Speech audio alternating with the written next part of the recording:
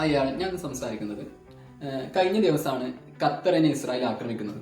സ്വാഭാവികമായിട്ടും അതിനെതിരെ എങ്ങനെയാണ് പ്രതിരോധിക്കേണ്ടത് എന്നുള്ള വിഷയങ്ങളൊക്കെ ചർച്ച ചെയ്യുന്നതിന് വേണ്ടി OICയുടെ ഒരു അടിയന്തര എമർജൻസി സമ്മിറ്റ് കഴിഞ്ഞ ദിവസം ദോഹ കേന്ദ്രീകരിച്ച് നടന്നിട്ടുണ്ടായിരുന്നു. അപ്പോൾ ആ ദോഹ കേന്ദ്രീകരിച്ച് നടന്ന സമ്മിറ്റിൽ നിർദ്ദേശിക്കപ്പെട്ട പ്രധാനപ്പെട്ട ഒരു നിർദ്ദേശമായിരുന്നു അറബ് നാറ്റോ രൂപീകരിക്കുക എന്നത്. പ്രധാനമായിട്ട് ആ നിർദ്ദേശം വെച്ചിട്ടുള്ളത് ഈജിപ്താണ് എന്നാണ് പറയപ്പെടുന്നത്. അപ്പോൾ ഈ അറബ് നാറ്റോ എന്നതുകൊണ്ട് എന്താണ് ഉദ്ദേശിക്കുന്നത്? അതുപോലെ തന്നെ മുമ്പ് അറബ് നാറ്റോ അല്ലെങ്കിൽ ഒരു യുണൈറ്റഡ് അറബിക് കൺട്രീസ് രൂപീകരിച്ചുകൊണ്ട് ഇസ്രായേലിനെയും അമേരിക്കയും പ്രതിരോധിക്കാനുള്ള ശ്രമം നടത്തിയ മുൻഗാമികളായ അറബ് ലീഡേഴ്സിന് എന്താണ് സംഭവിച്ചത് എന്നതാണ് ഈ ഒരു വീഡിയോയിൽ പ്രധാനമായിട്ടും പറയാൻ ഉദ്ദേശിക്കുന്നത്. അപ്പോൾ ഈ അറബ് നാറ്റോ എന്നുള്ള കോൺസെപ്റ്റ് കൊണ്ട് ഉദ്ദേശിക്കുന്നത് സാധാരണ USSRന്റെ നേതൃത്വത്തിൽ കോൾഡ് വാർ നടക്കുന്ന സമയത്ത് USSRനെ പ്രതിരോധിക്കുന്നതിന് വേണ്ടിയാണ് യൂറോപ്യൻ രാജ്യങ്ങൾ അമേരിക്കയുടെ നേതൃത്വത്തിൽ നാറ്റോ രൂപീകരിക്കുന്നത്. അതേ ഒരു കോൺസെപ്റ്റ് തന്നെയാണ് അറബ് നാറ്റോ കൊണ്ട് ഉദ്ദേശിക്കുന്നത്. മിഡിൽ ഈസ്റ്റിനെയും ഇസ്ലാമിക രാജ്യങ്ങളുടെയും ഒക്കെ ഒരു കോമൺ ത്രെട്ടായി മാറിയ ഇസ്രായേലിനെ പ്രതിരോധിക്കുന്നതിന് വേണ്ടിയിട്ടാണ് ഈ അറബ് നാറ്റോ രൂപീകരിക്കേണ്ടത് എന്നാണ് പറയുന്നത്. ഇപ്പോൾ മിഡിൽ ഈസ്റ്റിലെ രാജ്യങ്ങളുടെ സൈന്യത്തിന്റെ ബലം പരിശോധിച്ച് നോക്കുമ്പോൾ ഏറ്റവും അധികം സ്ട്രെങ്ത് ഉള്ള പട്ടാളമുള്ളത് ഈജിപ്തിനാണ്. പിന്നെ അതിന് പുറമെ മിഡിൽ ഈസ്റ്റിലെ മറ്റ് രാജ്യങ്ങൾക്കൊക്കെ അമേരിക്ക പ്രൊവൈഡ് ചെയ്യുന്ന പട്ടാളത്തിന്റെ സഹായമുണ്ട്. അതോടൊപ്പം തന്നെ ഈ അറബ് നാറ്റോയിൽ ഒരു ന്യൂക്ലിയർ പവർഡ് ആയിട്ടുള്ള പാകിസ്ഥാൻ അംഗമാണ് എന്നൊക്കെ ഇതിന്റെ ഒരു പോസിബിൾ സ്ട്രെങ്ത്തിനെയാണ് സൂചിപ്പിക്കുന്നത്. പക്ഷേ വിദേശകാല വിദഗ്ധരൊക്കെ സൂചിപ്പിക്കുന്നത് ഇതൊരിക്കലും പ്രായോഗികമായി നടപ്പിലാക്കാൻ കഴിയില്ല, ഇതൊരു സിംബോളിക് ആയിട്ടുള്ള ഒരു പ്രവർത്തനം മാത്രമാണ് എന്നതാണ്. അപ്പോൾ ഞാൻ ഈ ഒരു വീഡിയോയിൽ പ്രധാനമായിട്ടും ഉദ്ദേശിക്കുന്നത് മുൻഗാമികളായ ആളുകൾ, അതായത് ഈ നിലവിലുള്ള സൽമാൻ രാജകുമാരന്റെയും തമീം രാജകുമാരുടെയും ഒക്കെ മുൻഗാമികളായ നേതാക്കന്മാർക്ക് ഇത്തരത്തിൽ ഒരു ഇസ്രായേലിനെതിരെയും അതുപോലെ അമേരിക്കക്കെതിരെയും രംഗത്ത് വന്നതിന് തുടർന്ന് അവർക്ക് എന്താണ് സംഭവിച്ചത് എന്നാണ് ഈ ഒരു വീഡിയോയിൽ പ്രധാനമായിട്ടും പറയാൻ ഉദ്ദേശിക്കുന്നത്. അപ്പോൾ ഇപ്പോൾ റീസെന്റായി നടന്നുകൊണ്ടിരിക്കുന്ന ഒക്ടോബർ 7 അറ്റാക്കുമായി ഇതിന് വലിയ ബന്ധമുണ്ട്. അപ്പോൾ എന്തുകൊണ്ടാണ് ഒക്ടോബർ 7, 2023 ഹമാസ് ഇത്തരത്തിലൊരു ആക്രമണം നടത്തിയത് എന്ന് പറയുമ്പോൾ അതിന്റെ പ്രധാനപ്പെട്ട ഒരു പ്രത്യേകത എന്ന് പറയുന്നത് യോങ്കിപ്പൂർ വാറിന്റെ 50ാമത്തെ വാർഷികമായിരുന്നു 2023. അപ്പൊ ഈ യോങ്കിപ്പൂർ വാർ എന്താണെന്ന് ആദ്യം മനസ്സിലാക്കണം. അതിന്റെ പ്രധാനപ്പെട്ട ഉദ്ദേശം ഇസ്രായേലിനെതിരെ അറബ് രാജ്യങ്ങളുടെ നേതൃത്വത്തിൽ നടന്ന ഒരു വലിയ യുദ്ധമായിരുന്നു. അങ്ങനെ ആ യുദ്ധം അവസാനം സമാധാന സന്ധിയിൽ ഏർപ്പെട്ടുകൊണ്ട് ആ യുദ്ധം അവസാനിക്കുകയാണ് ചെയ്തത്. ഏതായാലും ആ ഒരു യുദ്ധത്തിന്റെ 50ാമത്തെ വാർഷികമാണ് ഒക്ടോബർ 7, 2023 ഹമാസ് നടത്തിയ പ്രത്യാക്രമണം എന്ന് പറയുന്നത്. ഏതായാലും അങ്ങനെ 1973 ആ ആക്രമണം നടന്നതിന് ശേഷം തൊട്ട് പിറ്റേ വർഷം 1974 ലാഹോറിൽ വെച്ച് നടന്നിട്ടുള്ള ഒരു ഇസ്ലാമിക് സമ്മിറ്റ് ഉണ്ടായിരുന്നു. അപ്പൊ അതിൽ പങ്കെടുത്ത നേതാക്കന്മാരെല്ലാം പിന്നീട് ദുരൂഹ സാഹചര്യങ്ങളിൽ പല സന്ദർഭങ്ങളിൽ പല സമയങ്ങളിലായിട്ട് കൊല്ലപ്പെട്ടിട്ടുണ്ട് എന്നാണ് പറയപ്പെടുന്നത്. അപ്പൊ ഇതിന്റെയൊക്കെ പിന്നിൽ ഇസ്രായേലിന്റെ മൊസാദിന്റെയും അമേരിക്കയുടെ CIAയുടെയും കരങ്ങളുണ്ട് എന്നും പല കോൺസ്പിറസീസും പരക്കുന്നുണ്ട്.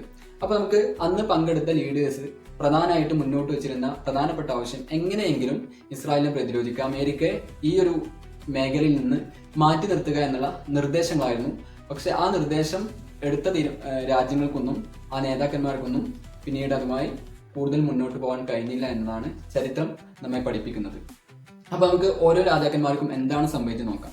അപ്പൊ അതില് അന്ന് ആ സമ്മിറ്റിൽ പങ്കെടുത്തിരുന്ന ഏറ്റവും പ്രധാനപ്പെട്ട ഒരു രാജാവായിരുന്നു ഫൈസൽ രാജകുമാരൻ, സൗദി അറേബ്യയുടെ. അപ്പോൾ അദ്ദേഹം ഈ ഒരു യോങ്കിപ്പൂർ വാർ നടക്കുന്ന സമയത്ത് അദ്ദേഹത്തിന്റെ ശ്രദ്ധേയമായ ഇടപെടൽ എന്ന് പറയുന്നത് അദ്ദേഹം ഓയിൽ എക്സ്പോർട്ട് കട്ട് ചെയ്യുകയും അങ്ങനെ ഓയിലിന് വലിയ വില വർദ്ധിക്കുകയും ചെയ്യുന്ന ഒരു സാഹചര്യം ഉണ്ടായി. സ്വാഭാവികമായിട്ടും ആ ഒരു സമ്മർദ്ദത്തിന്റെ കൂടി അടിസ്ഥാനത്തിലാണ് അന്ന് യോങ്കിപ്പൂർ വാർ വളരെ പെട്ടെന്ന് ഒരു കരാറിലെത്തി നിർത്തിവെക്കാൻ തീരുമാനിക്കുന്നത്. അങ്ങനെ 1973 യോങ്കിപ്പൂർ വാറിൽ ഇത്തരത്തിലൊരു തീരുമാനമെടുത്ത ഫൈസൽ രാജകുമാരൻ 1975 മാർച്ച് 25 അദ്ദേഹത്തിന്റെ രാജകൊട്ടാരത്തിലെ തന്നെ അദ്ദേഹത്തിന്റെ സഹോദരന്റെ മകൻ, അദ്ദേഹം US പഠിച്ച വ്യക്തിയായിരുന്നു, അദ്ദേഹം പോയിന്റ് ബ്ലാങ്കിൽ അദ്ദേഹത്തെ വെടിവെച്ച് കൊല്ലുകയാണ് ഉണ്ടായത്. അപ്പോൾ അതിന് പല കാരണങ്ങൾ പറയുന്നുണ്ട്. പക്ഷെ ഇത് ഇസ്രായേലിന്റെയും അതുപോലെ ഇസ്രായേലിന്റെ മൊസാദിന്റെയും CIAയുടെയും കറുത്ത കരങ്ങൾ ഇതിന് പിന്നിലുണ്ട് എന്നാണ് ആരോപിക്കപ്പെടുന്നത്. ഇനി ആ ഒരു സമ്മിറ്റിൽ പങ്കെടുത്ത മറ്റൊരു പ്രധാനപ്പെട്ട നേതാവായിരുന്നു ഷെയ്ഖ് മുജീബുർ റഹ്മാൻ. ഈ ഷെയ്ഖ് മുജീബുർ റഹ്മാൻ എന്ന് പറഞ്ഞാൽ ബംഗ്ലാദേശ് രൂപീകരണത്തിന്റെ സ്ഥാപകനായിട്ടൊക്കെ ബംഗ്ലാദേശ് എന്ന രാജ്യത്തിന്റെ സ്ഥാപകനായിട്ടൊക്കെ അറിയപ്പെടുന്ന ഒരു പ്രധാനപ്പെട്ട നേതാവായിരുന്നു. അദ്ദേഹം ശക്തമായ തീരുമാനങ്ങൾ എടുത്ത ഇസ്രായേലിനെതിരെ രംഗത്ത് വന്ന ഒരു വ്യക്തി കൂടിയായിരുന്നു. അദ്ദേഹം ഒരു പട്ടാള അട്ടിമറിയിലൂടെയാണ് അദ്ദേഹത്തിന് അധികാരം നഷ്ടമായത് എന്ന് മാത്രമല്ല, അദ്ദേഹവും അദ്ദേഹത്തിന്റെ എൻ്റയർ ഫാമിലിയും 15ഓളം വരുന്ന അംഗങ്ങളും ഈ ഒരു പട്ടാള അട്ടിമറിയിൽ കൊല്ലപ്പെട്ട വാർത്തയാണ് പിന്നീട് കേൾക്കാൻ കഴിഞ്ഞത്. പിന്നെ അന്ന് സമ്മിറ്റിൽ പങ്കെടുത്ത മറ്റൊരു പ്രധാനപ്പെട്ട ഒരു ലീഡറായിരുന്നു സുൽഫീഖർ അലി ഭൂട്ടോ. അപ്പോൾ അദ്ദേഹത്തിന് സംഭവിച്ചത് 1979 അദ്ദേഹം ഒരു പട്ടാള അട്ടിമറി നടക്കുകയും അങ്ങനെ അതിന്റെ ഭാഗമായി അദ്ദേഹത്തെ വിചാരണ ചെയ്യും. പട്ടാള അട്ടിമറി നടന്നതിന് ശേഷം 1974 അദ്ദേഹം പ്രൈം മിനിസ്റ്റർ ആയിരുന്ന സമയത്ത് നടത്തിയ ചില തീരുമാനങ്ങളുടെ ഭാഗമായി അദ്ദേഹത്തിനെതിരെ വിധി വരികയും അങ്ങനെ അദ്ദേഹത്തെ 1979 പ്രോസിക്യൂട്ട് ചെയ്യുകയും അങ്ങനെ തൂക്കിലേറ്റുകയും ചെയ്യുന്ന ഒരു സ്ഥിതിവിശേഷമാണ് ഉണ്ടായത്. ഇത് അദ്ദേഹം പാകിസ്ഥാന്റെ പ്രധാനപ്പെട്ട ഒരു നേതാവായിരുന്നു. പിന്നീട് അദ്ദേഹത്തിന്റെ മകളായിട്ടുള്ള ബേനസീർ ഭൂട്ടോയൊക്കെ പിന്നീട് ഇപ്പോൾ ബിലാവൽ ഭൂട്ടോയൊക്കെ പാകിസ്ഥാന്റെ ചരിത്രത്തിലെ പ്രധാനപ്പെട്ട ലീഡേഴ്സ് ആയിട്ട് മാറുകയും ചെയ്തിട്ടുണ്ട്. പിന്നെ മറ്റൊരു പ്രധാനപ്പെട്ട ലീഡറായിരുന്നു അൻവർ സാദത്ത്. അപ്പൊ അൻവർ സാദത്തുമായി ബന്ധപ്പെട്ട് പറയുമ്പോൾ ഈജിപ്തിന്റെ അന്നത്തെ പ്രസിഡന്റ് ആയിരുന്നു, ഏറ്റവും പോപ്പുലർ ആയിട്ടുള്ള ഒരു ലീഡറായിരുന്നു അദ്ദേഹം. ഈ 6 ഡേ വാറും ഒക്കെ അദ്ദേഹമാണ് യോങ്കിപ്പൂർ വാർ നടത്തിയ സമയത്ത് ഈജിപ്തിന്റെ നേതൃത്വത്തിലായിരുന്നു ഈ ഒരു യുദ്ധം നടക്കുന്നത്. അങ്ങനെ ആ യുദ്ധത്തിൽ നഷ്ടപ്പെട്ടു പോയ സിനായ് പെനിൻസുലൊക്കെ അദ്ദേഹം തിരിച്ചു പിടിച്ചിട്ടുണ്ടായിരുന്നു. അതുകൊണ്ട് തന്നെ അറബ് ജനങ്ങൾക്കിടയിൽ വളരെയധികം പോപ്പുലർ ആയിരുന്നു. പക്ഷെ പിന്നീട് ഇസ്രായേലിനോടൊപ്പം ഒരു സന്ധി സംഭാഷണത്തിൽ മുഴുകുകയും അങ്ങനെ ഒരു അക്കോർഡ് വെച്ചുകൊണ്ട് അദ്ദേഹം ഇസ്രായേലുമായിട്ട് സന്ധിയിൽ ഏർപ്പെടാനുള്ള തീരുമാനം എടുത്തിട്ടുണ്ടായിരുന്നു. പക്ഷെ ഈ യുദ്ധത്തിൽ ഈ സിനായ് പെനിൻസുലൊക്കെ അദ്ദേഹത്തിന് തിരിച്ചു പിടിക്കാൻ കഴിഞ്ഞിട്ടുണ്ടായിരുന്നു. പക്ഷെ ഈ ഒരു ഇസ്രായേലിനെതിരെ സമാധാന ചർച്ച നടത്തി എന്നതിന്റെ പേരിൽ അദ്ദേഹത്തെ പിന്നീട് അവിടെ ഉണ്ടായിരുന്ന ഒരു മിലിഷ്യ വെടിവെച്ചു കൊല്ലുകയാണ് ഉണ്ടായത്. ഈ മിലിഷ്യകൾ എന്ന് പറയുന്നത് ഐസിസ് അടക്കമുള്ള പല മിലിഷ്യകളും ഇസ്ലാമിക രാജ്യങ്ങളിൽ പലതുമുണ്ട്. അതിനെ പലതും ഓപ്പറേറ്റ് ചെയ്യുന്നത് ഇത്തരത്തിലുള്ള മൊസാദിന്റെയും സിഐയുടെയും ഏജന്റുകളാണ് എന്നാണ് സമീപകാലത്തെ സംഭവങ്ങളൊക്കെ തെളിയിക്കുന്നത്. ഏതായാലും ഈ ഒരു ആരോപണം വെച്ചുകൊണ്ടാണ് അൻവർ സാദാത്ത് എന്ന ഈജിപ്തിലെ ഏറ്റവും പോപ്പുലർ ആയിട്ടുള്ള, അദ്ദേഹം നോബൽ പ്രൈസ് ലോറേറ്റ് കൂടിയാണ്, അദ്ദേഹം കൊല ചെയ്യപ്പെടുന്നത്. മറ്റൊരു പ്രധാനപ്പെട്ട നേതാവായിരുന്നു യാസർ അറഫാത്ത്. പ്രത്യേകിച്ച് പലസ്തീൻ പ്രതിരോധ പോരാട്ടങ്ങളുടെ ഒരു കുന്തമുനയായിരുന്ന, ഒരു മുഖമായിരുന്ന ഒരു വ്യക്തിയായിരുന്നു യാസർ അറഫാത്ത്. അപ്പോൾ യാസർ അറഫാത്ത് പിന്നീട് 2004 അദ്ദേഹം വെസ്റ്റ് ബാങ്കിൽ താമസിക്കുന്ന സമയത്ത് ഇസ്രായേലിന്റെ തടവറയിലായിരുന്നു അദ്ദേഹം, ഇസ്രായേലിന്റെ വീട്ടു തടങ്കലിലായിരുന്നു അദ്ദേഹം താമസിച്ചിരുന്നത്. അങ്ങനെ അദ്ദേഹത്തിന് കൊടുത്ത ഇറച്ചിയുടെ ഭക്ഷണത്തിൽ വിഷം നൽകിയിട്ടാണ് ഇസ്രായേൽ അദ്ദേഹത്തെ കൊലപ്പെടുത്തിയത് എന്നാണ് അൽ ജസീറ അടക്കമുള്ള മാധ്യമങ്ങളൊക്കെ റിപ്പോർട്ട് ചെയ്യുന്നത്. അങ്ങനെ യാസർ അറഫാത്തും കൊല്ലപ്പെടുകയാണ്. പ്രത്യേകിച്ച് PLO എന്ന ഫലസ്തീൻ ലിബറേഷൻ ഓർഗനൈസേഷന്റെ ഒക്കെ സ്ഥാപകൻ കൂടിയായിരുന്നു യാസർ അറഫാത്ത്. അദ്ദേഹം വളരെ അവിചാരിതമായിട്ട് 2004 അദ്ദേഹം കൊല ചെയ്യപ്പെടുന്നത്. മറ്റൊരു പ്രധാനപ്പെട്ട ലീഡറായിരുന്നു മുഅമ്മർ ഗദ്ദാഫി. ലിബിയ അറൗണ്ട് 40 വർഷത്തോളം അടക്കി ഭരിച്ചിട്ടുള്ള ഒരു ഏകാധിപതിയായ ഒരു വ്യക്തി കൂടിയായിരുന്നു. പക്ഷെ അദ്ദേഹത്തെ ഒരു ഏകാധിപതി ആയിരുന്നിട്ട് കൂടി വളരെയധികം ജനോപകാരമായിട്ടുള്ള പല പദ്ധതികളും ആവിഷ്കരിച്ച പ്രധാനപ്പെട്ട ഒരു ഭരണകർത്താവായിരുന്നു മുഅമ്മർ ഗദ്ദാഫി.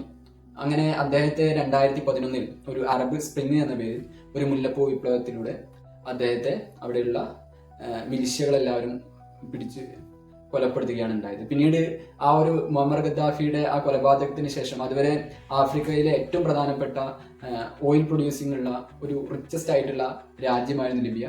പിന്നീട് ലിബിയക്ക് രാജ്യത്ത് നടന്നിട്ടുള്ള സിവിൽ വാറിൽ നിന്ന് മറികടക്കാനോ അതിൽ നിന്ന് രക്ഷപ്പെടാനോ കഴിയാതെ ലിബിയ എന്ന ഒരു ശക്തമായ ഇസ്ലാമിക രാജ്യം പിന്നീട് തകർന്നു പോകുന്ന കാഴ്ചയാണ് റീസെന്റ് ആയിട്ട് ലിബിയയുടെ അവസ്ഥകളൊക്കെ നമ്മൾ ഒരു 10 വർഷത്തിന് ശേഷം നമ്മൾ പരിശോധിച്ച് നോക്കുമ്പോൾ നമുക്ക് കാണാൻ കഴിയുന്നത്. അപ്പോൾ മുഅമ്മർ ഗദ്ദാഫി പ്രധാനമായിട്ടും ഇസ്ലാമിക് രാജ്യങ്ങളുടെ കൂട്ടായ്മ വേണമെന്നതിനോടൊപ്പം തന്നെ ആഫ്രിക്കൻ രാജ്യങ്ങളുടെ ഒരു കൂട്ടായ്മ ഉണ്ടാക്കണമെന്ന് നിരന്തരം വാദിച്ചിരുന്ന ഒരു വ്യക്തിയായിരുന്നു. പ്രത്യേകിച്ച് US-ന്റെയും ഇസ്രായേലിന്റെയും കണ്ണിലെ പ്രധാനപ്പെട്ട കരട് കൂടിയായിരുന്നു എന്നും കൂടി ഇദ്ദേഹത്തിന്റെ ചരിത്രങ്ങൾ പരിശോധിച്ച് നോക്കുമ്പോൾ നമുക്ക് കൃത്യമായിട്ട് മനസ്സിലാക്കാൻ കഴിയും. മറ്റൊരു പ്രധാനപ്പെട്ട ലീഡറാണ് നമുക്ക് എല്ലാവർക്കും പരിചിതമായിട്ടുള്ള സദ്ദാം ഹുസൈൻ. അപ്പൊ അദ്ദേഹം വളരെ കൃത്യമായി പല സന്ദർഭങ്ങളിലും പല യുദ്ധങ്ങൾ ഉണ്ടാവുമ്പോഴും ഇസ്രായേലിനെ ആക്രമിക്കാനും ഇസ്രായേലിലേക്ക് നിരന്തരമായി മിസൈൽ അയക്കുന്ന ഒരു പ്രധാനപ്പെട്ട അറബ് ലീഡറായിരുന്നു. പക്ഷെ പിന്നീട് 2006 ഇറാഖിൽ ഇതുപോലെ സിവിൽ വാർ നടക്കുന്നു. അപ്പൊ അതിന്റെ ഭാഗമായി സദ്ദാം ഹുസൈനെ പിടിച്ച് തൂക്കിലേറ്റുന്ന ഒരു സന്ദർഭം കൂടി നമുക്ക് കാണാൻ കഴിഞ്ഞു. ബലിപെരുന്നാളിന്റെ രാവിലെ ആയിരുന്നു അദ്ദേഹത്തെ തൂക്കിലേറ്റിയത്. അപ്പൊ ചുരുക്കത്തില് അന്ന് ഇസ്ലാമിക രാജ്യങ്ങളുടെ ഒരു കൂട്ടായ്മ വേണമെന്നും ഇസ്രായേലിനെയും അമേരിക്കയും പ്രതിരോധിക്കാൻ ഈ കൂട്ടായ്മക്കാകുമെന്നും വിശ്വസിച്ചിരുന്ന, അതിനുവേണ്ടി ഒരുപാട് സഞ്ചരിച്ചിരുന്ന പ്രധാനപ്പെട്ട ലീഡേഴ്സിന്റെ ഒക്കെ അവസ്ഥ ഇങ്ങനെയൊക്കെയാണ് ആയത്. അതുകൊണ്ടാണ് നിലവിലുള്ള സൗദി പ്രിൻസോ അല്ലെങ്കിൽ തമീം രാജകുമാരനൊന്നും ഇത്തരത്തിലുള്ള ഒരു ശ്രദ്ധേയമായ നീക്കം ഇസ്രായേലിനെതിരെയോ അമേരിക്കക്കെതിരെയോ ചെയ്യാത്തത് എന്നാണ് ഈ ഒരു വീഡിയോയിൽ ഞാൻ പ്രധാനമായിട്ടും പറയാൻ ഉദ്ദേശിച്ചത്. അത് നിങ്ങൾക്ക് ബോധ്യപ്പെട്ടിട്ടുണ്ടാവുമെന്നാണ് വിശ്വസിക്കുന്നത്. അപ്പോൾ ഇത്തരത്തിൽ മുൻഗാമികളായിട്ടുള്ള നേതാക്കന്മാർ ചെയ്തതിന്റെ അവർക്കൊക്കെ സംഭവിച്ച വിധി എന്താണ് എന്ന് കൃത്യമായി ബോധ്യമുള്ള ആളുകളാണ്. സ്വാഭാവികമായിട്ടും മിഡിൽ ഈസ്റ്റ് അവർക്ക് ഒരുപാട് എക്കണോമിക് ഇൻട്രസ്റ്റുകളുണ്ട്. ദുബായ്, UAE അതുപോലെ സൗദിയൊക്കെ വലിയ ഒരു എക്കണോമിക് പ്രോസ്പെരിറ്റിയിലേക്ക് കടക്കാനുള്ള ശ്രമം നടത്തുന്ന സമയത്ത് ഇത്തരത്തിലുള്ള ഒരു സിവിൽ വാർ നടക്കാൻ ആഗ്രഹിക്കാത്ത രാജകൂടങ്ങളും ഭരണകൂടങ്ങളുമാണ് അവിടെ ഉള്ളത്. അതുകൊണ്ടാണ് ഫലസ്തീനെ സഹായിക്കാനോ ഗസയിലെ ജനങ്ങളെ സഹായിക്കാനോ ഒരു ആത്മാർത്ഥമായിട്ടുള്ള സമീപനങ്ങളോ ഒരു സംവിധാനങ്ങളോ സമീപനങ്ങളോ ഇവരൊന്നും ചെയ്യാത്തത് എന്നാണ് നമുക്കിതിൽ നിന്നൊക്കെ മനസ്സിലാകുന്നത്. അപ്പോൾ ഇനി ആത്മാർത്ഥമായിട്ടുള്ള ഒരു സമീപനം അല്ലെങ്കിൽ ഗസയിലെ ജനങ്ങൾക്ക് വേണ്ടി, ഫലസ്തീനിലെ ജനങ്ങൾക്ക് വേണ്ടി അവരിൽ നിന്ന് ഉണ്ടാവണമെങ്കിൽ പ്രധാനമായിട്ടും അവിടെയുള്ള ജനങ്ങൾ അതിനെതിരെ രംഗത്ത് വരണം. മാത്രമല്ല മറ്റൊരു പ്രധാനപ്പെട്ട ഒരു കാര്യം, ഇപ്പോൾ നമ്മൾ ഫലസ്തീൻ ഗസ യുദ്ധം നടന്നതിന് ശേഷം ഏകദേശം 68,000 മനുഷ്യർ അവിടെ മരണപ്പെട്ടു കഴിഞ്ഞു. അവിടെ ഒരു വംശഹത്യയാണ് നടക്കുന്നത് എന്ന് അറിയാത്ത യാതൊരു മനുഷ്യരും ലോകത്തുണ്ടാവില്ല. ലോകത്തിന്റെ പല ഭാഗങ്ങളിലും വിവിധ തരത്തിലുള്ള പ്രൊട്ടസ്റ്റുകളുടെ വീഡിയോകൾ നമുക്ക് കാണാൻ കഴിയും. ലണ്ടനിലുണ്ട്, അതുപോലെ പാരീസിൽ നിരന്തരം നടക്കുന്നുണ്ട്.